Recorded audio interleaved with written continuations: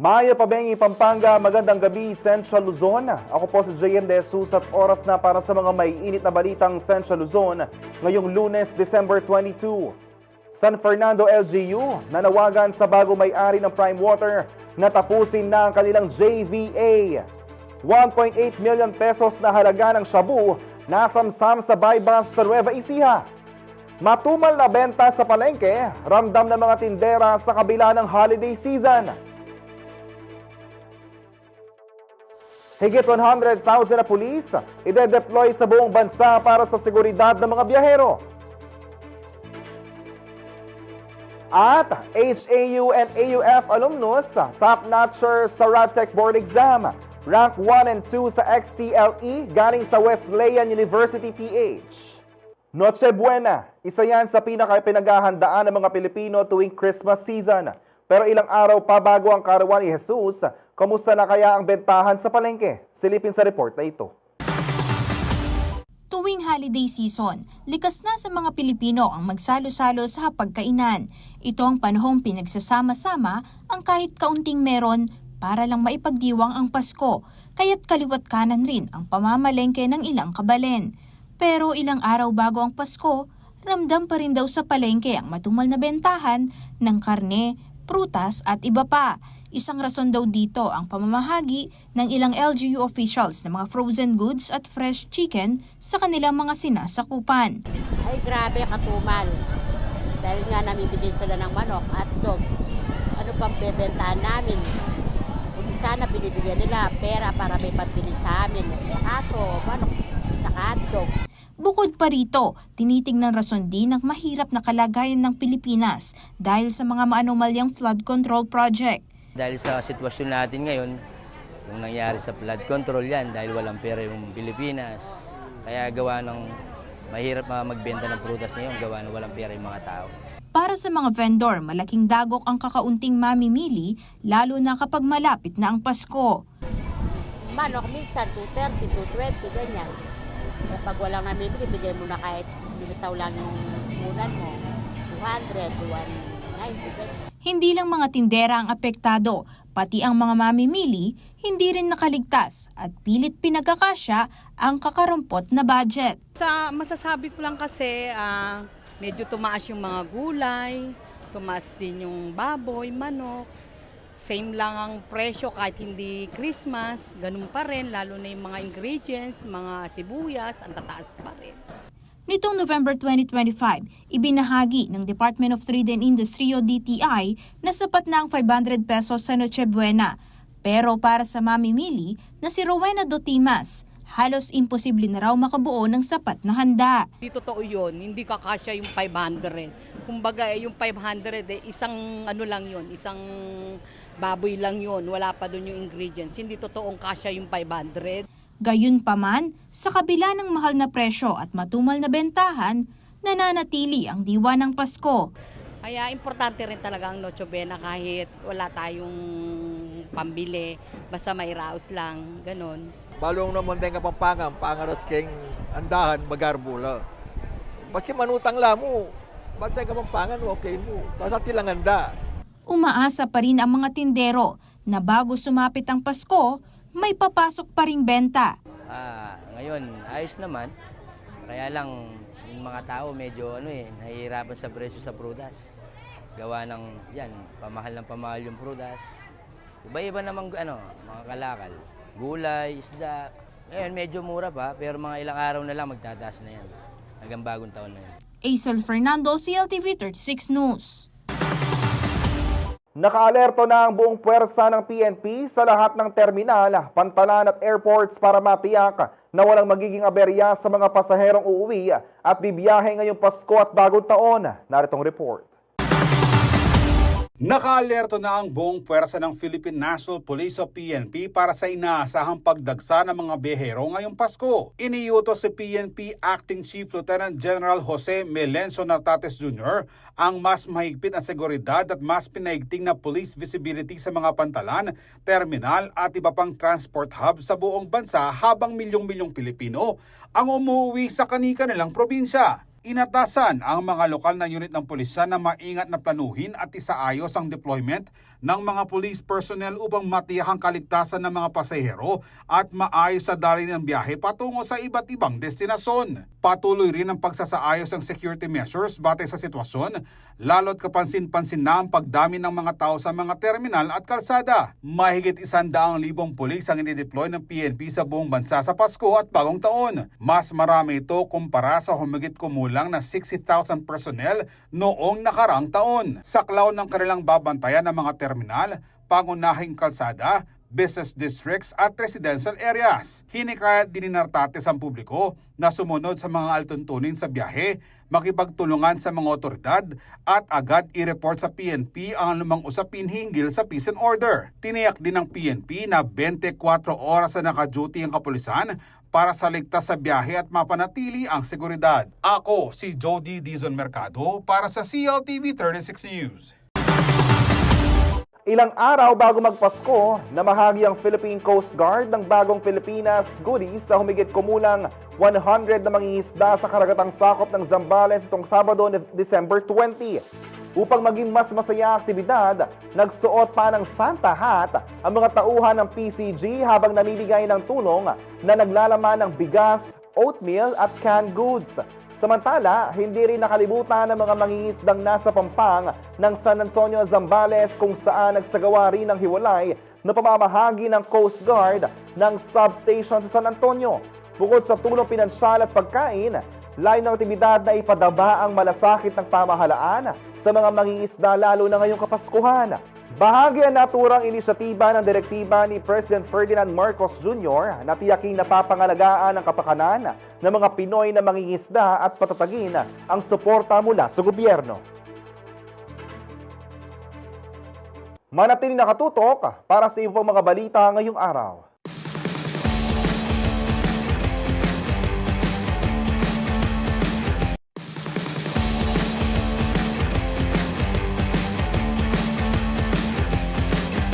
Nagbabalik ang CLTV 36 News. Nananawagan ngayon si Mayor Vilma Caluwag ng CSFP sa bagong may-ari ng Prime Water na tapusin na ang joint venture agreement sa pagitan ng nasabing kumpanya at ng CSFWD. Sa panayam ng CLTV 36 News sa alkalde, sinabi nitong higit na makabubuti para sa mga Fernandino kung ang local water district na ang mag-ooperate sa water utility provision ng lungsod. At latest update ukol sa usapin, panoorin natin sa panayam ng ating kasamang si Justin Dizon kay Mayor Caluwag. Mayor, nanuya po yung implication na nining latest development king ownership na ning Prime Water. Uling Misaline po from Villiard Group, mira siya po kay Lucio Co ownership. Nanula po rin kaya kayong expected na impact ket ang kakatamong krusada dikil po kayong joint venture agreement. Ala naman po iya naman, kumbaga may palitan lamo po rin mikibandi, pero iya naman po ing lalaban tamo.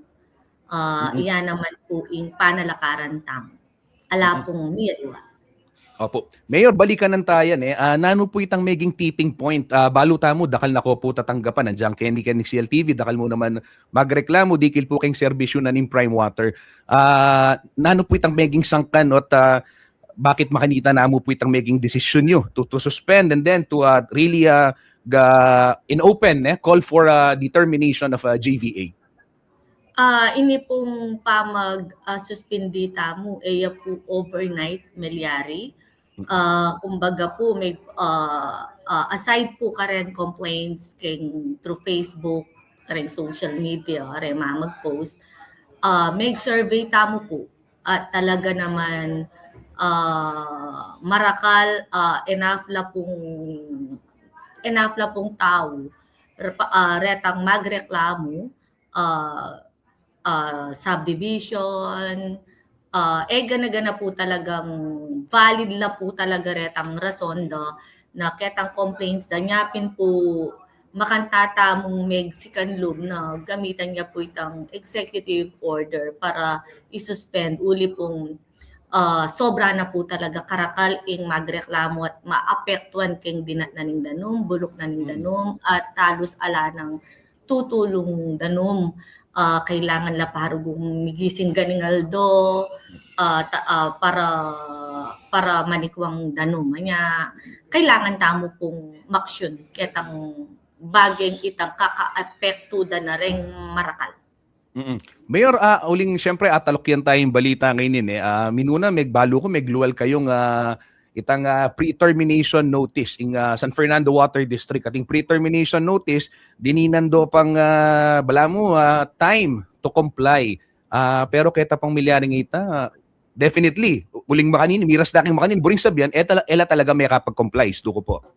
Ay opo, kasi since 2023 po, may kolta ng attention karela, uling reng tao po, reng tao po talaga, balo yun naman po reng tao, talagang paluwal da keng social media, nung nanuman pong pagdalanan dang masanting, king nanuman bagay, like king problema da keng danong, king kay, anya makanyan po, may call tamo attention karela, may meeting tamo, together with the water district, at kay bat po may nga kula catch-up plan ang gaketang pagbigyan na nalapa po ning water district ring director na ela may kapag-comply ketang catch-up plan aminuna at may nyad na nuna naman pong another catch-up plan. So nyapin po may ganyang catch-up to the catch-up.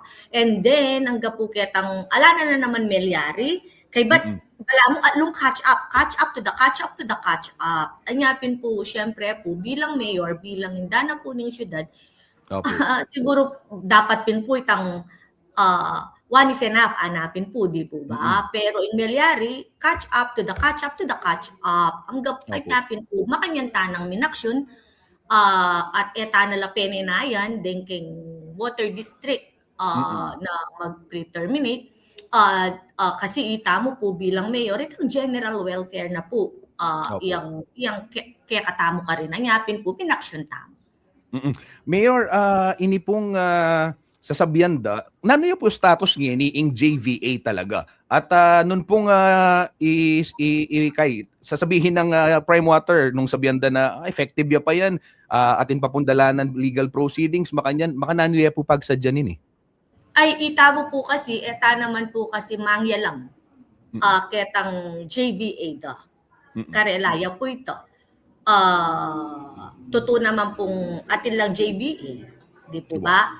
Pero itamo po kasi, inkinimutamo, base ya po keng general, para ya po keng general welfare na ning marakal.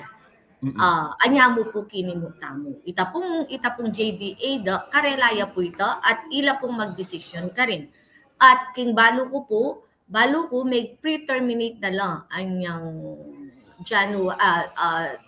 December 5 nung ako po magkamali or December 9 nung ako po magkamali. So balo ko po may pre-terminate na lang kasi talaga po kalupa na po nita sinabi ko nandin marakal ne po binye chance or pagkakataon deing pong water district na makapag-catch up la karetang kakulangan da rain prime water. Unfortunately, edala po agawa. Anya po, miras tamo po, kening makanining pa magdesisyon.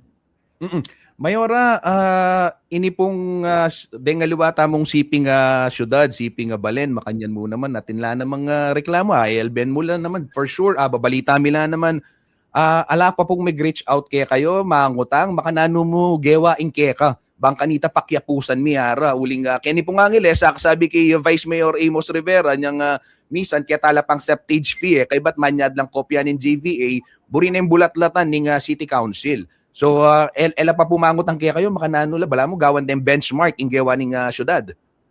Actually po dakal na pong mangutang kaya katamo miyayaliwang balen at ampo po king water district nung makanano ya po yung gewa tamo at itamo naman po sasabyan tamo nung nano itang gewa tamong diskarte nung makanano tayong pinlano nung makanano gewa tamo o but miras tamo kaya tang puntong kailangan tanang magsuspindi.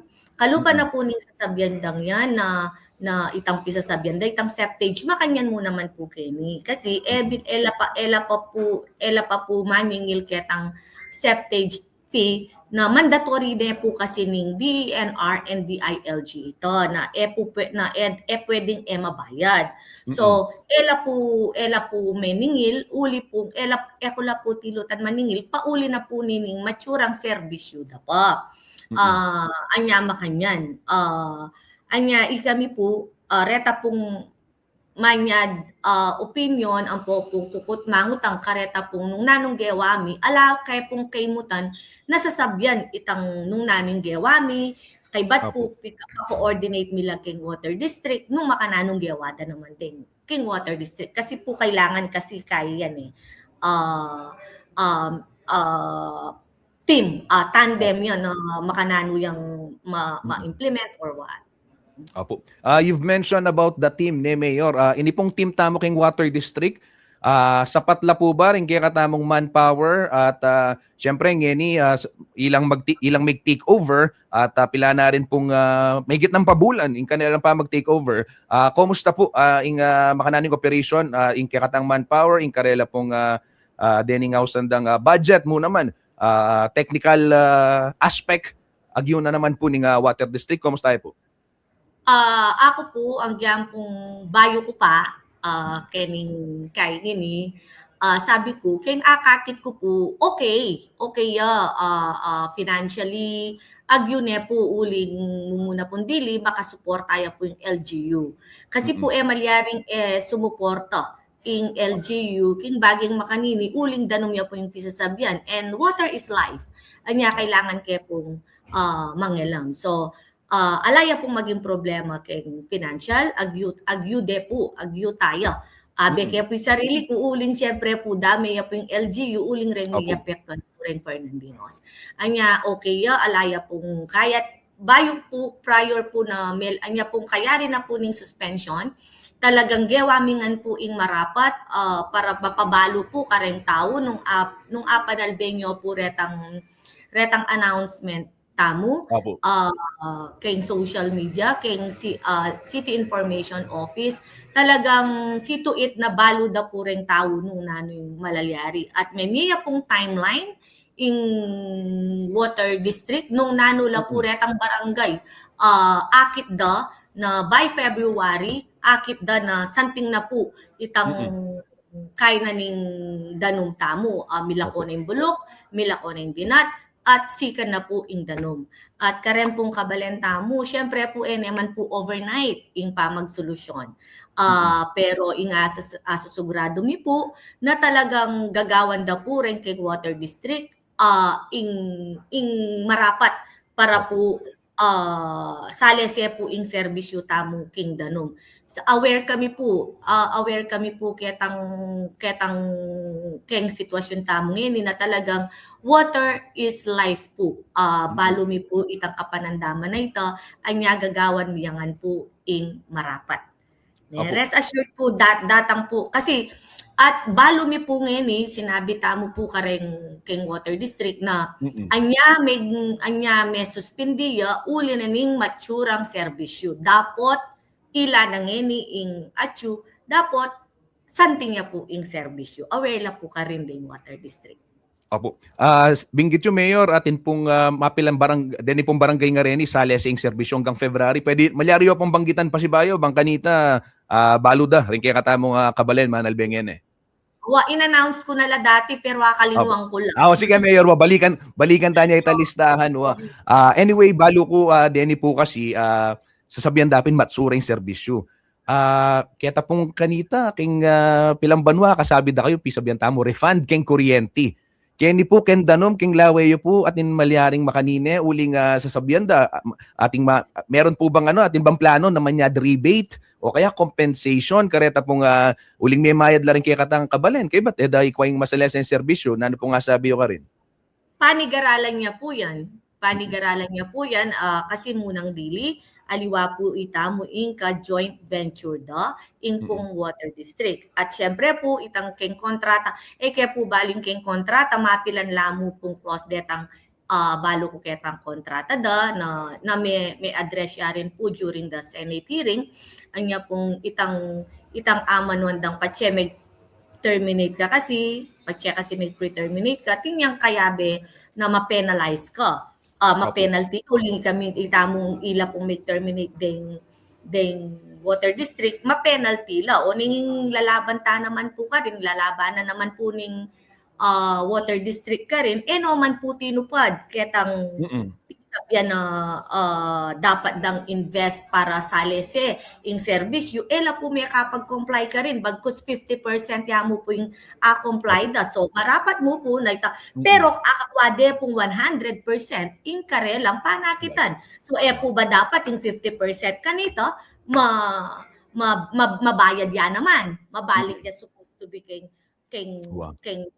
water district. So ako po nung ako pong masunod, siyempre, ako na po buri kasi malyari po kasi itang kwentahan na ito. Nung miras po king arbitration, king demandahan, impeka-importante pong malyari ngayon, ing ma-take over ya po ing kay, namiras siya po yung operation, king water district, at masamasan pa mo ing dapat samasan.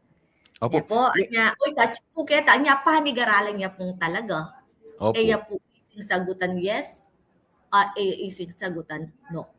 Wow. Okay. Mayor, ining ba yung ownership, ining ba yung management in Prime Water, buring di nan chance. Kasi ayalben ko lang rin detang mapilang interview, talagang ako bisa kitang private partnership, mas buriyo, water district yung mag-take over.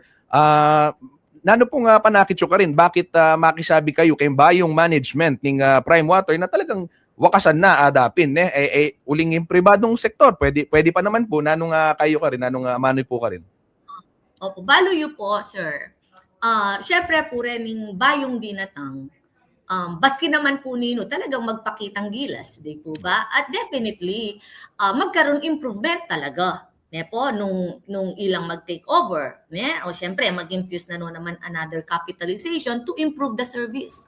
Pero po kasing kalupa na po ng milyari, ketang magpunta na po pa, makipag-joint venture na po ring Prime Water, kening water district, muna masanting.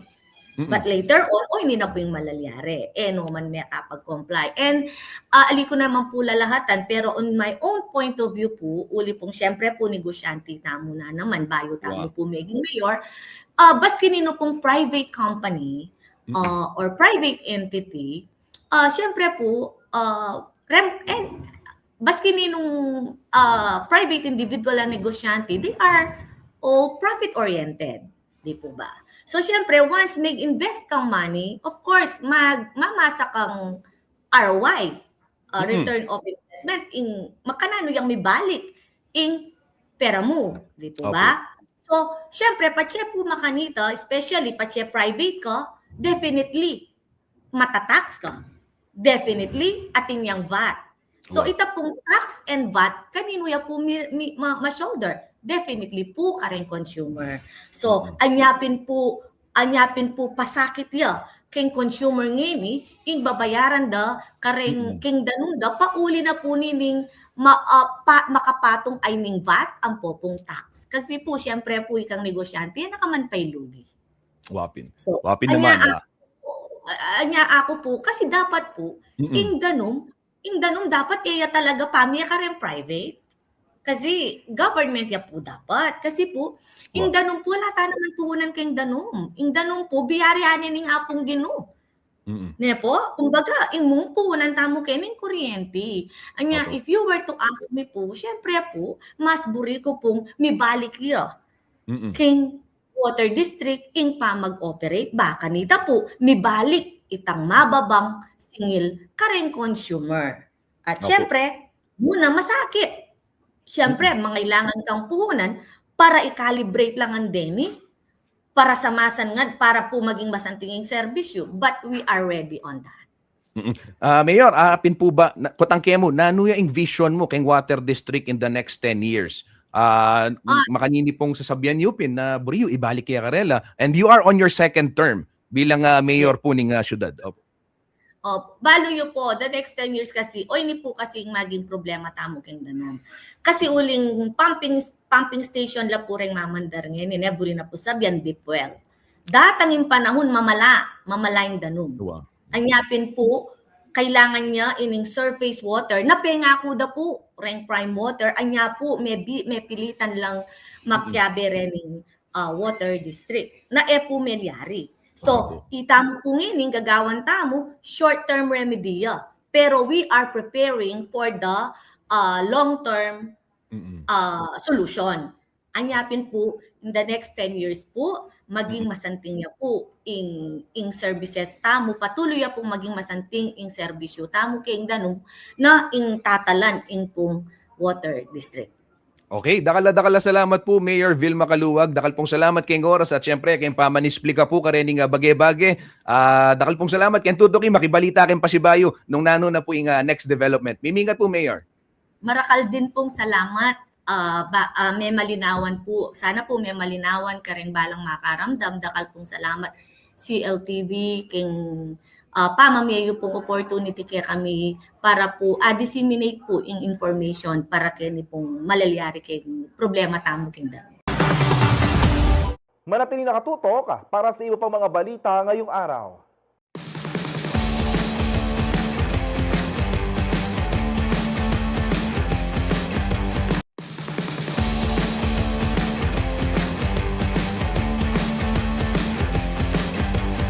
Nagbabalik ang CLTV 36 News. Mahigit 1.8 na milyong pisong halaga ng hinihinalang shabu ang nakumpiska ng pulisya sa ikinasang buy-bust operation sa Barangay Kalipahan, Talavera, Nueva Ecija, umaga nitong Sabado, December 20. Ayon sa Police Regional Office 3, umabot sa humigit kumulang 270 grams ng naturang iligal na droga ang na-recover kasama ang marked money na ginamit sa transaksyon. Isinagawa ang operasyon bandang 9:50 a.m. matapos ang intelligence validation ng Philippine Drug Enforcement Agency. Naaresto sa naturang operasyon ang isang umunoy high-value drug personality matapos na magbenta ng shabu sa isang undercover police operative. Dinala ang sospek at ang mga nakumpiskang ebidensya sa Talavera Municipal Police Station para sa dokumentasyon at pagsasampa ng kaukulang kaso alinsunod sa Republic Act 9165 o ang Comprehensive Dangerous Drugs Act of 2002. Samantala, nalutas na at wala na raw backlog ang National Police Commission sa mga kasong isinampa laban sa mga pulis, habang umabot naman sa mahigit 14,000 pumasa sa entrance exam para sa mga nais magpulis. Naritong report. Naresolba na raw ng National Police Commission o NAPOLCOM ang lahat ng nakabimbing kaso laban sa mga nagkasalang pulis, kabilang ang kasong higit na 25 taon nang nakabinbin ayon sa opisyal na pahayag nitong linggo. Ito raw ang naging direktiba ng maupo si NAPOLCOM Vice Chairperson at Executive Officer Rafael Vicente Caliniza noong Abril. Nasa tamang landas na raw ang komisyon tungo sa zero backlog pagsapit ng Martes, December 23, kung kailan gagawin ang formal na anunsyo. Ayon sa NAPOLCOM, naging posible ang paglutas sa mga dekadang backlog ng kaso sa pamamagitan ng sama-samang pagsisikap, disiplina at integridad ng mga opisyal at kawani ng ahensya sa buong bansa na nagpapakita ng matatag na paninindigan sa institutional reforms at responsive public service. Samantala, inanunsyo rin ng NAPOLCOM na sa kabuang 44,309 examinees ang Philippine National Police Entrance at Promotional Examinations, 17,403 ang pumasa. Sa bilang na ito, 14,438 na sibilyan ang pumasa sa PNP Entrance Exam at kwalipikado ng mag-apply bilang patrol officers, habang 2,965 naman na aktibong pulis ang pumasa para sa promosyon. Ang exam na isinagawa noong October 19 ay may kabuang passing rate na 39.28%. Ayon kay Calinisan, mahalaga ang mga pag-usulit upang mapanatili ang integridad at profesionalismo sa hanay ng pulisya. Binigyang diin din ng NAPOLCOM ang kahalagahan ng tiwala ng publiko sa pagpili at promosyon ng mga pulis at tiniyak na ang bawat proseso ay patas, tapat at makatarungan. Makikita ang kumpletong listahan ng mga pumasa sa website ng NAPOLCOM. Ang Certificates of Eligibility para sa mga pumasa at Reports of Rating para sa mga hindi pumasa ay ipapadala sa pamamagitan ng postal mail. Ako si Jody Dizon Mercado para sa CLTV 36 News. Itinalaga ni Pangulong Ferdinand Marcos Jr. si dating Philippine National Police Chief Nicolas Torre III bilang bagong General Manager ng Metropolitan Manila Development Authority o MMDA. Papalitan ni Torre si Procopio Lipana sa pamumuno ng ahensyang nauuna sa pagtugon sa mga suliraning may kinalaman sa Kalakhang, Maynila.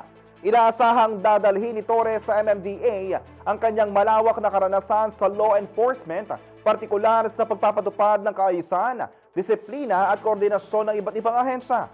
Matatandang naalis si Torre sa pwesto bilang PNP Chief Agosto ngayong taon matapos niyang tumangging sumunod sa utos ng National Police Commission kaugnay sa reassignment ng ilang senior police officials. Bilang career police officer na may karanasan sa regional at district commands, inaasahang patitibayin ni Torre ang pamamahala at seguridad sa Metro Manila sa gitna ng patuloy na hamon ng urban governance. Sa ibang balita, formal nang nagsanib puwersa ang DNR at iba pang mga sektor upang isulong ang 5-year reforestation project na layong i-rehabilitate ang bahagi ng nasirang kagubatan sa Limay, Bataan. Naritong report. Formal nang pinagtibay ng Department of Environment and Natural Resources o DNR at iba pang sektor ang kasunduan para sa rehabilitasyon ng 30 ektaryang nasirang kagubatan sa kabundukan ng Sitio Daing, Barangay Duale, Limay, Bataan. Ayon sa DNR, binubuo ang multi-sector partnership ng ahensya, pamahalaang panlalawigan ng Bataan, pamahalaang bayan ng Limay, Petron Foundation Incorporated at samahang magsasaka sa Kagubatan Limay Bataan Incorporated o Samasaka. Layunin nitong pabilisin ang forest restoration habang lumilikha ng pangmatagalang kabuhayan sa mga lokal na komunidad. Ang inisyatiba ay tinawag na Puno ng Buhay Limay Reforestation Project at tatagal ito ng 5 taon. Alinsunod sa mandato ng DNR sa ilalim ng Executive Order No. 192, sinusuportahan ng proyekto ang National Greening Program na nakatuon sa rehabilitasyon ng mga kalbong kagubatan, pangangalaga sa mahalagang watershed at pagtugon sa climate action sa pamamagitan ng forest restoration at carbon sequestration. Ayon kay DNR Secretary Rafael Lotilla, nakasalalay ang tagumpay ng proyekto sa sama-samang pagtutulungan ng pamahalaan, pribadong sektor at mga organisasyong pangkomunidad upang manumbalik ang luntiang kagubatan sa lugar. Saklaw ng proyekto ang community-based forest management area ng Samasaka at ipatutupad sa pamamagitan ng community-led approach. Kabilang sa itatanim ang mga katutubong puno, mga punong namumunga, kawayan at mga punong kahoy upang mapalakas ang biodiversity at katatagan ng ecosystem. Naniniwala naman ang Petron na makatutulong ang proyekto sa pagpapabuti ng groundwater recharge at maghahatid ng pangmatagalang benepisyo sa mga lokal na komunidad bilang bahagi ng patuloy na advokasya nito sa pangangalaga sa kalikasan sa Bataan. Matapos ang proyekto, formal na ililipas sa DNR ang lahat ng na-rehabilitate na lugar at pasilidad upang matiyak ang tuloy-tuloy na proteksyon at pamamahala ng nanumbalik na kagubatan. Ako si Jody Dizon Mercado para sa CLTV 36 News. Manatili nakatutok para sa iba pang mga balita ngayong araw.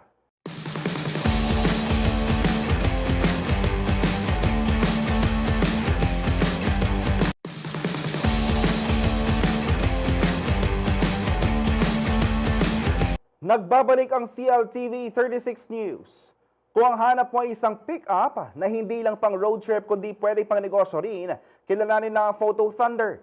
Matibay at maasahang partner ito sa bawat biyahe lalo na sa local business owners na kailangan ng sasakyan para sa kanilang deliveries o pagpunta sa suppliers. Naritong report.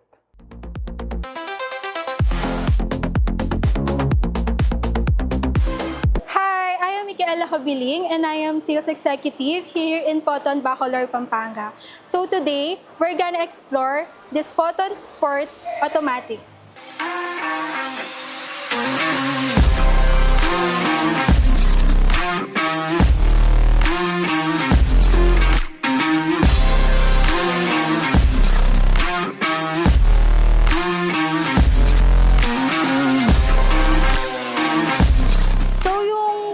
Photon Sports po namin, meron na siyang headlight na naka-projected lamp na din. And then meron na din po siyang DRL or data running light. Tapos yung grill niya po, naka-sporty grill na po siya.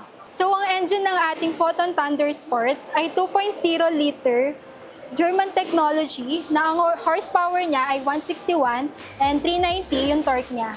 So yung gulong niya po, yung size niya is 265 by 70, R16 na po siya.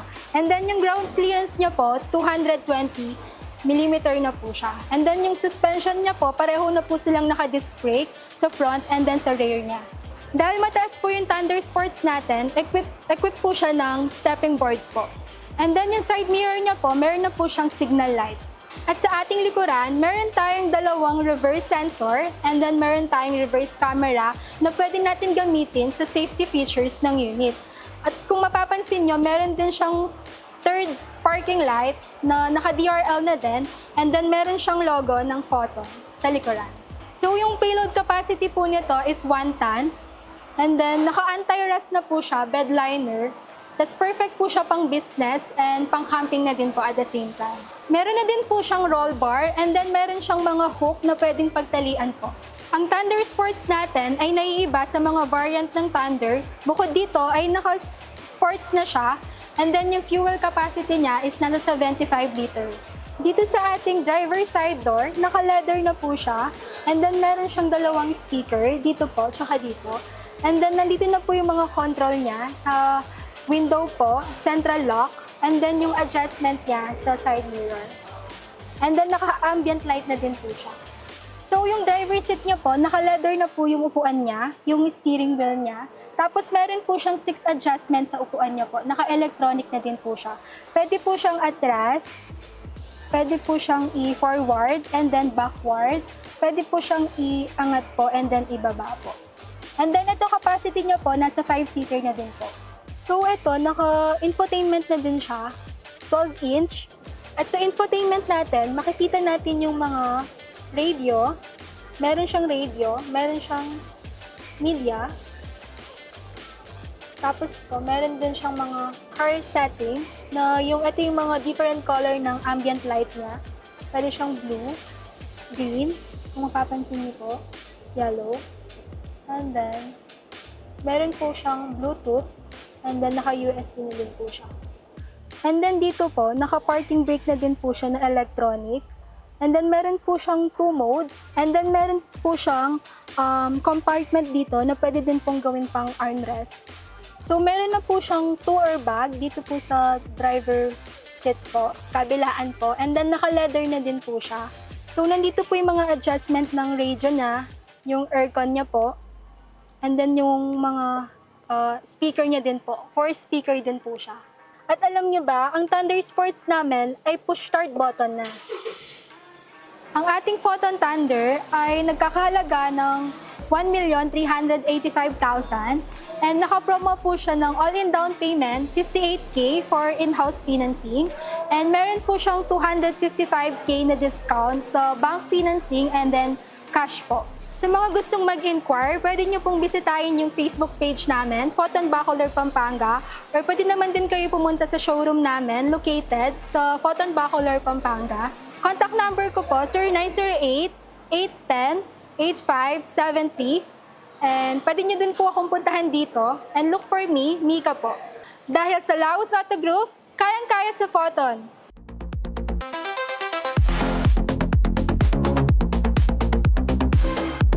Samantala, pasok ang dalawang alumni mula Pampanga sa top 10 ng RadTech Licensure Examination na idinaos ngayong Disyembre.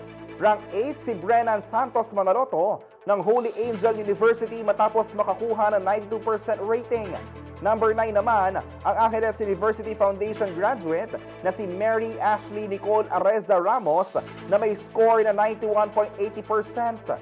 Samantala, parehong nagbula sa Wesleyan University, Philippines, sa Cabanatuan City, Nueva Ecija ang top spots ng X-Ray Technologies Computer-Based Licensure Exam o XTLE. Nanguna si John Lloyd Kaasi Mariano na nakapagtala ng 90% rating. Rank 2 naman si Ramon Austin Velasco Busog na may 87.25% score. Sa kabuuan, 2,269 sa 4,419 examinees ang pumasa sa RadTech Board Exam habang 17 sa 64 na kumuha ng XTLE ang nakapasa. Ito ay ayon sa PRC. Samantala, nagtapos sa ika-6 na pwesto ang kampanya ng Pilipinas sa 2025 Southeast Asian Games sa Thailand, kung saan kabilang sa mga kanag-ambag na medalya ang kabalay na si Kyla Sanchez na itinanghal bilang most bemedaled athlete. Naritong report.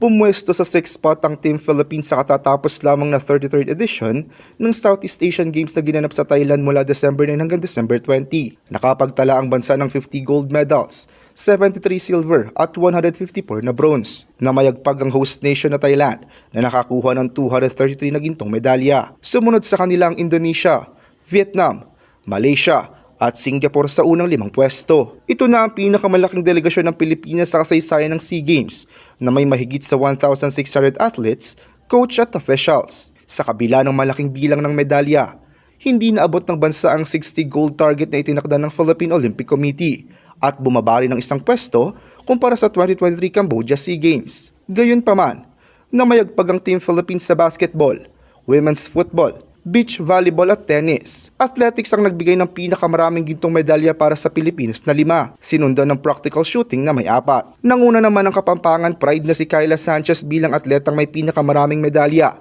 na may 3 ginto at 5 pilak sa swimming. Kaugnay nito, pinarangalan ng pamahalaang panlalawigan ng Pampanga si Sanchez sa isang courtesy call sa Kapitolyo bilang pagkilala sa kanyang makasaysayang tagumpay sa SEA Games. Nagtala ang kabalay ng 8 medalya sa 8 event na kanyang sinalihan, 3 ginto at 5 pilak. Nasungkit niya ang mga gintong medalya sa 4x100 meter freestyle relay na may bagong Philippine record. Gayon din sa 100 meter backstroke at 100 meter freestyle. Ilan sa kanyang silver medal finishes ay nagbunga rin ng bagong national record. Bukod kay Sanchez, kinilala rin ng provincial government ang iba pang Kapampangan SEA Games gold medalists at muling binigyang diin ng suporta ng pamahalang panlalawigan sa mga sports program sa probinsya. At yan po ang Game On.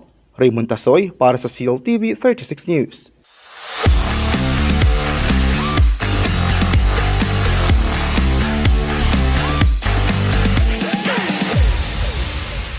Samantala, kinoronahan si Yolina Lindquist ng USA bilang Miss Cosmo 2025 na ginanap sa Vietnam. Hindi rin naman nagpahuli ang pambato ng Pilipinas dahil humakot din ng award si Chelsea Fernandez na nagtapos bilang runner-up. Narito ang report.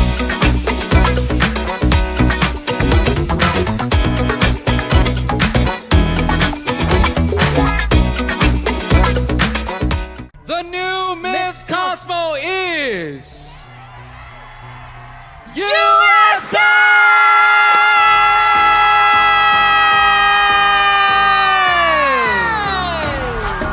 Congratulations, Miss Cosmo USA!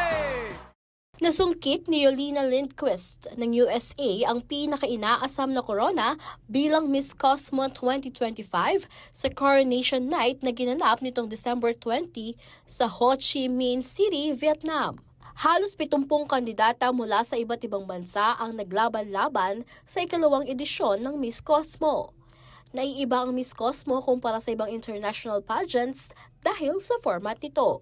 Mula top 21, dumaan ang mga kandidata sa swimsuit round kung saan pinili ang top 10. Sinundan ito ng evening gown round para sa top 5. Ang 5 kandidata ay sumailalim sa Q&A round at dito tinawag ang top 2. Sa final round, nagkaroon ng debate ang huling 2 kandidata upang ipakita ang kanilang mga advokasya. Ang pambato ng Pilipinas na si Chelsea Fernandez ay hindi nagpakabog para sa corona. Slay ang atake ni Chelsea sa kanyang swimsuit performance na talaga namang consistent simula pa noong jury session. Graceful at elegante rin siyang rumampa sa evening gown competition, suot ang white crested dress na gawa ni Leo Almondal.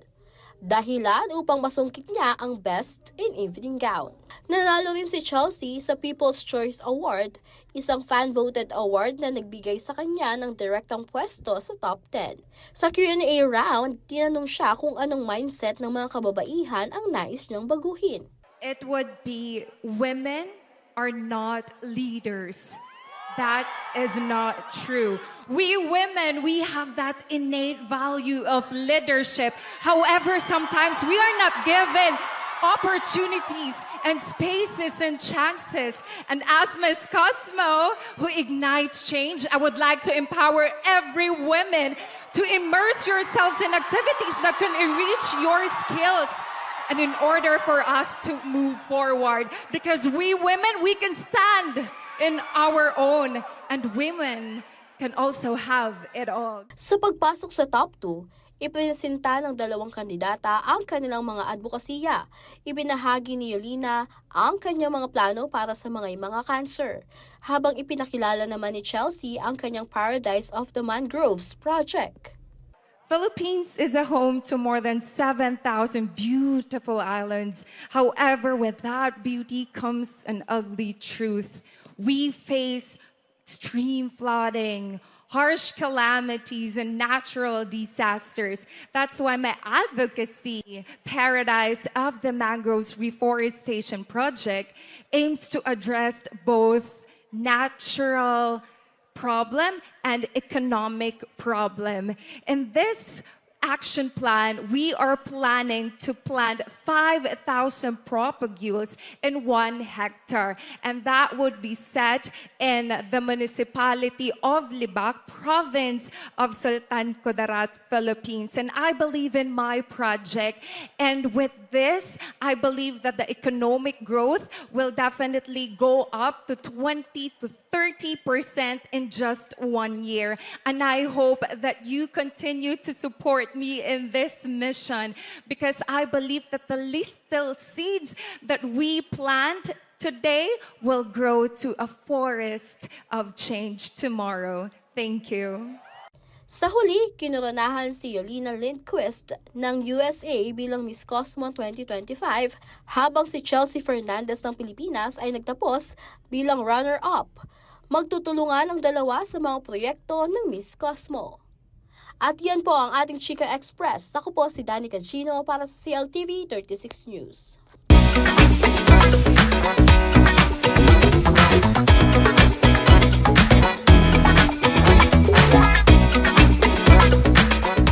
At yan ang mga balitang nakalap ng CLTV 36 News. Para sa karagdagang detalye, maaari niyong i-follow ang aming social media pages. Sa Facebook, CLTV 36 Official, CLTV 36 News. Sa X, CLTV 36. Sa Instagram, CLTV 36 Official. Kung nais yung balikan ang mga programa ng CLTV, pwede yung bisitahin ang aming YouTube channel na CLTV 36 Official at ang aming website na www.cltv36.tv. Mapapanood din ang mga programa ng CLTV nationwide via Signal Channel 115 at sa ating 39 cable partners. Kasama ang buong pwersa ng CLTV News and Current Affairs, ako po si JM De Jesus, mga kabalen. 3 days na lamang po at Pasko na. Maraming salamat po.